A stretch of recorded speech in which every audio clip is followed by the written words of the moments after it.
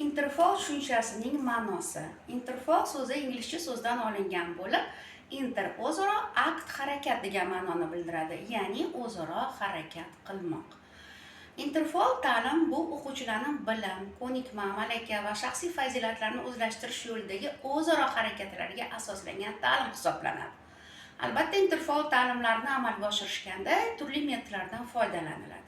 Metod so'zining ma'nosiga keladigan bo'lsak, metod so'zi yunoncha so'zdan olingan bo'lib, izlanish, bilish yo'li degan ma'noni bildiradi.